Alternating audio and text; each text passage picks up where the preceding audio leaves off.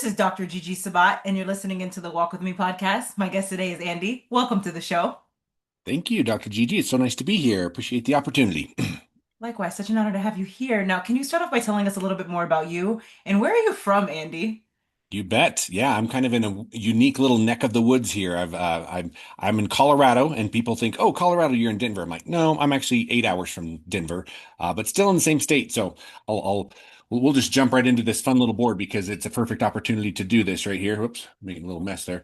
No Four problem. corners, right? You've heard of the four corners. You got Colorado, Utah, Arizona, and New Mexico right here. I live right there. So to get to Denver, I've got to go across over here, and it's way over here. It's like 8 hours, and I can get to Salt Lake, Phoenix, and Albuquerque faster than I can get to um, my own home state of Denver. So that's where I'm from. I'm in a little town, southwest Colorado called Cortez, Colorado. Cortez, Colorado. Nice. I love it. And tell us a little bit more about the work that you do, Andy.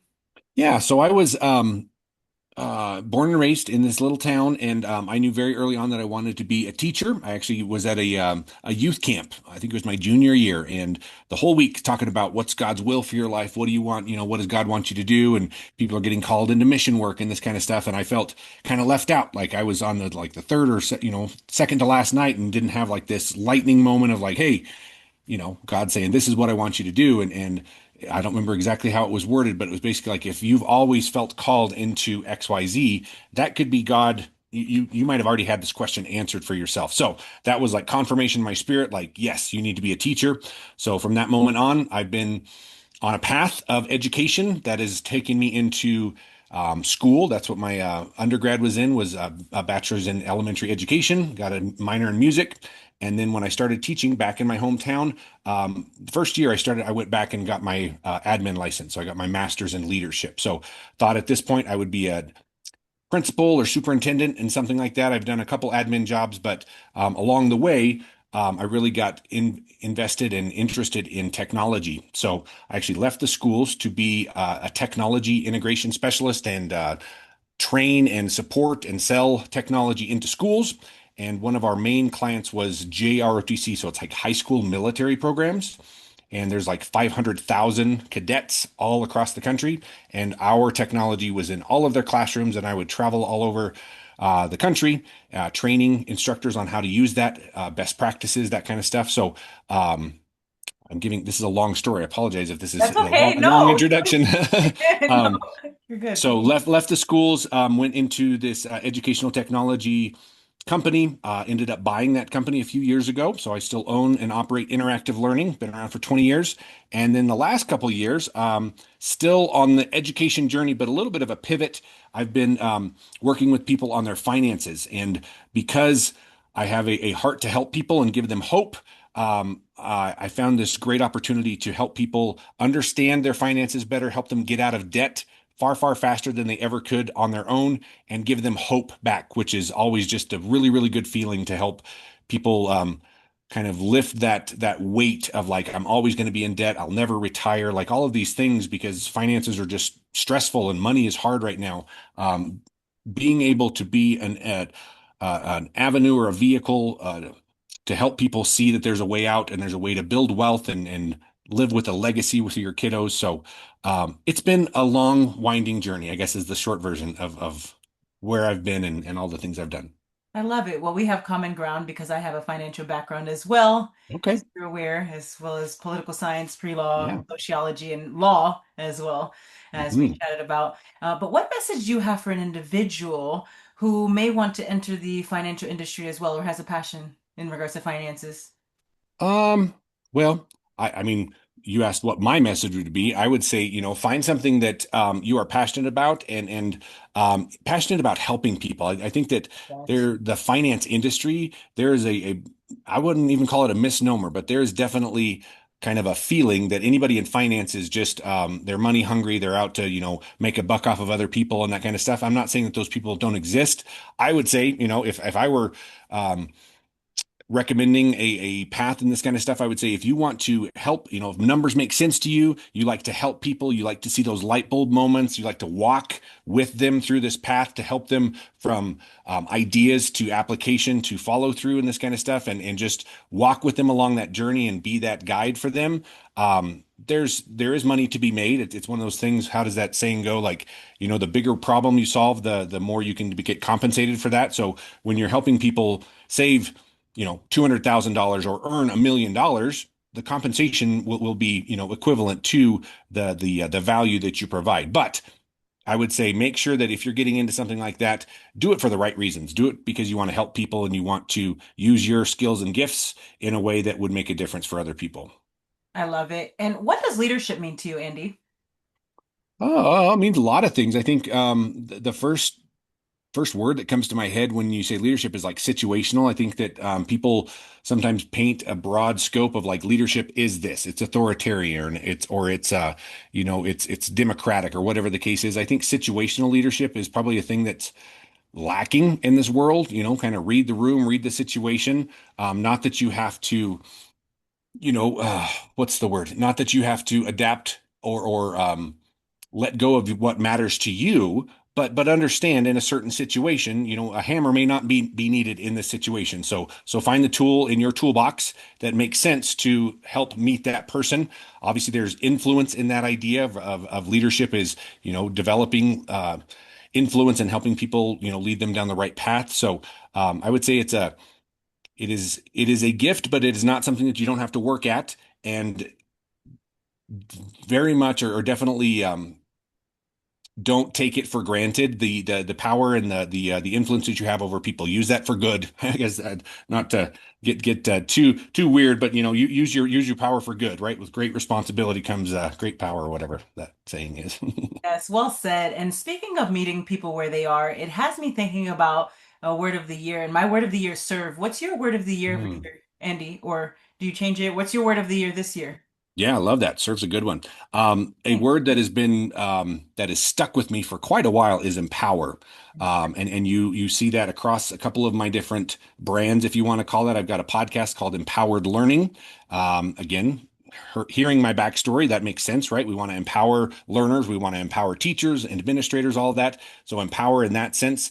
And then in this new journey with finance is how do we empower people to one, have a better understanding of how money works, how finances work, that just because they were handed a 30-year mortgage does not mean that is the only path. There is another path that helps you to get out of debt way faster, pay the bank a lot less money, and put more money back in your pocket. So empowering people with information, um, and just and again, I hope, I guess if I had two words, you didn't ask for two, but I'll That's give you two, okay. I'll right? give you I want to empower two. people and give them hope. I love it. Yes, hope. There is always hope, and there's always a light at the end of the tunnel. Keep Mhm. going no matter what. Right. Yes. Now, Andy, tell us a little bit more about a major challenge that has occurred in your life. Um, Goodness gracious, that's a good question. We're diving into the deep end, aren't we, Dr. Gigi? Yeah, I love we're going it. there. Let's go there. Um, Yeah. there's been a few. I've had a couple changes in careers, obviously, like kind of I mentioned. But honestly, the one that just jumps to my head right now, if I'm being completely honest, is I lost my dad a few years ago, Um, and he was, relatively young, 65 at that point. So I mean, I've got a grandparent, but I don't have my dad. So I miss him every day. I think about him often. He was an amazing man and definitely somebody I wanted to pattern my life after. Many of the twists and turns that have happened in the last few years that he's been gone, it's like, man, I wish I could talk to my dad again. So that's definitely been a challenge. I wouldn't say that I'm anywhere close to, you know, I'm always going to miss him. I'll always, wish he was there. My coping is probably not the best way to do that, to verb that, but the way that I'm dealing with that is not finding one person because there's no one person that can replace your dad, right? But right. finding just a team or just a community. That's a good word. Just a community of support that it's not all of this is on one person, but I've got this guy that we can talk about this and this guy that we talk about this. And not that there's not, I've got wonderful women in my life as well, my wife being number one of those, but there's something about men's heart to heart connection. You can just kind of talk differently amongst guys. So that is a challenge. both then and we're still working through it, if I'm being honest. Wow, thank you for your honesty and Yeah. being vulnerable.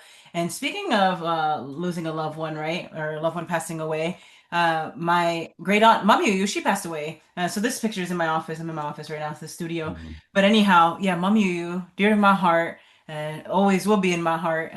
And so I know how it is to lose a loved one, Andy. Mhm. So my heart goes out to you. My Thank condolences you. to your family. You're welcome. And what message do you have for someone who's grieving right now? Um, Honestly, I would say, lean into your faith. Obviously, maybe not everybody that's listening has a center of faith. I personally don't know how I would have gotten through that. My father-in-law also passed a few years before my dad did, so um, I don't know how people get through, heartrending moments like that without a belief in a higher power and a belief that, they're going to see them again and that that they're in a better place. I mean, there's platitudes, right? But Right, there's also like, do you believe and have like assurance and peace in your heart that those things are true? People can fake a lot, right? With platitudes. I have full confidence and assurance in my heart and my soul that I will see my dad again. So that helps through, those really, really rough times. So if you don't know Jesus, get to know Jesus, talk to somebody about him because he will help you through all those rough times. yes. And what gives you the most joy, Andy? Um, my family. I love my family. I'm been married for 22 years. I've got two young men. I need to stop calling them boys. They're 19 and 17. And there's not much else. I love my work as well. I love, lots of things, my church family and playing music. But I mean, if I had to boil it down to one, if I had my family, then there's pretty much anything, you can't throw anything at me without, as long as I have them. I love it. I'm very family oriented as well. Now, Andy, tell us a little bit more about your podcasts. Yeah. So I'll pull up my little fancy board here just to give you kind of an idea. Okay. So, I started the Empowered Learning podcast 2.5 years ago. I think it Oh, was the wow. beginning of 24. And coming out of COVID, obviously, so that's a few years after it. But there was a Facebook group that I was a part of, and this one guy, Payman, awesome guy, friend to this day, just kept preaching about like podcasting is the way to connect with people, and podcasting will help your business, and da da da da. And I was like, I've got this course, and he honestly kind of just wore me down. I say that. I'm a social guy, right? So me, the my day to day is me in my office, talking to people online and emailing and this kind of stuff. From time to time, I'll travel, but 95% of my day and my work is in my office doing my own thing or talking to, my assistant or something like that. So the idea of being able to talk to interesting people about things that matter to them and that I can kind of interject, I can use my fancy little board to kind of get people kind of locked in. I was like, yes, please. That sounds like a wonderful thing. So empowered learning is kind of, it's a very wide range, which again, maybe that's my reason for not going viral at this point. I've got everything from military to medical to just inspirational stories, lots of educators on there as well. And we just talk about, what matters to them. I have to pull it up off. It's been a minute since I've done a an interview. I have three questions. I should remember them off the top of my head, but I can't remember them. How would you empower learning for future generations? That's something I always ask my guests, which is kind of a fun one. Whoops. There we go. Who is a leader that you admire and try to emulate? That's kind of a fun question. And then what learning has most impacted you the last year? So the idea of like empowering learners, learning, try to kind of hit the whole gamut. So that's a little bit about it. We've done 2 seasons. I'm at like 70 plus episodes. And we're looking at season 3 and trying to reinvent and bring in some new fun guests. So I there you love go. it. Yeah. Thanks for sharing. And I actually had a moment to listen into your podcast as well. You're a Mm-hmm. guest, and she's a domestic violence survivor. Kylie, Beautiful yeah. soul. Yes, Kylie. Mm-hmm. And I really love what she shared. And you're an amazing host. And so I I appreciate highly that. recommend, you're welcome, listening into Andy's podcast, Empowered Learning Podcast. And Hmm. thanks so much, Andy. Andy, Yep. what is your best advice to the audience for walking with purpose and living a life of happiness? Wow, just got a bunch of zingers here. Okay, I gotta you keeping me on my toes here, Gigi. Come on. Yes. Okay, repeat that one more time so I get all your Yes, answers I here. can do that. What is your best advice to the audience for walking with purpose and living a life of happiness?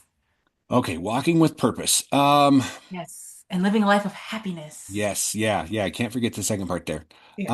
Um, I again, as a faith-based person, I think that you really can't get to your real purpose without some alignment of how God wired you, right? I mean, I just you can try to do, if I love X, Y, and Z, and you can do that, but that's not really how God wired you, or not really what He wants you to be doing in your life. You can do it. Are you gonna thrive? Are you gonna just live your best life doing this thing that is a little bit outside of your giftings? Probably not. So I would say and that sounds very negative. I don't mean that to sound negative. I would say on the positive side, again, faith wise, align with what God has called into your life. I want to see if I can pull this up. I'm actually going through a course right now with an amazing friend and fellow creator. I say like I'm a creator, like I'm doing much at this point. This guy has got like 1 billion views on his content. It's just phenomenal. But he did one of his homework pieces was finding out what your personal conviction statement, and that was a lot of work to kind of come to. But that was so eye-opening to me because it's one of those things like this, kind of like this nebulous. Well, I help people with finance, but that's anybody could say that. So kind of coming down to what is it that God has gifted you to do? If you remove whether it's this avenue or this product or whatever, at the end of the day, what makes you tick and what makes you feel alive that you're accomplishing your purposes. So it takes some work to kind of get through that. So I don't know if I've answered your question, but it Yeah. takes some digging, right? You gotta really get in there and kind of needs to be kind of a co-labor with how did God gift you? What is it that you want for my life? How can I use the giftings that you've given? A lot of times in finance stuff, we talk about stewardship, right? God stewarded you with certain gifting and talents. Are you going to use those to maximize your potential, or like the unfaithful steward, or the servant, are you going to bury it? That's something that people have to answer That's themselves. right. So, yeah. So there you go. Thanks, And I Andy. didn't answer the happiness question, but how did I check the box on this other one? I'm a pleaser. I want to make sure that I'm answering all your questions fully and completely there. So Yeah, did I you do answered the good? question, and it has Okay. me thinking when you love what you do, it's no longer work. So, Yes, absolutely. yeah. Absolutely. Thanks, Andy. And Yeah. do you have any last words for the audience?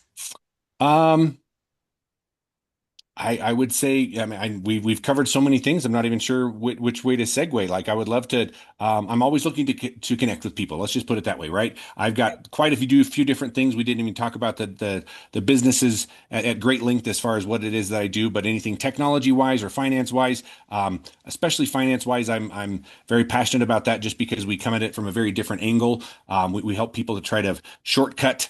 They're paying off their debt so they can start living their dreams, start dreaming again of what the legacy that they want to leave for their children and grandchildren is. So would love to have a conversation with folks if they're interested. Very powerful. And where can the audience find you, Andy? That is a great question. I should have, I don't know if I do or not. You're good, no rush. Don't have my little card up here, huh? Let's just do it this way. You have to read my chicken scratch. So, easiest, honestly, is just cell phone. So 970-739-2229. If anybody is outside of the States, you can, we'll just do this one. Empower Wealth Solutions, the long one, at Gmail. And I apologize, it's not I think I actually do have a little link that people could scan. If you want me to grab that, I can do that as well. Yes, that's fine. No rush. Take your time. Okay. While you do Yep. that, ladies and gentlemen, make sure to check out Andy again. That's 970-739-2229 at Empower Wealth Solutions at gmail.com. And Andy, you're sharing the QR code there. There we go. Yep. So that's my link tree. That actually takes you rather to kind of all things Andy, right? We've got the technology aspect. We got some leadership things that we really didn't talk too much about, specific programs and that, but also the finance thing. So, however you would like to engage with me, that link will take you there. Awesome. Thanks, Andy. And thanks for being a guest on the Walk With Me podcast. You bet. Take care. You too.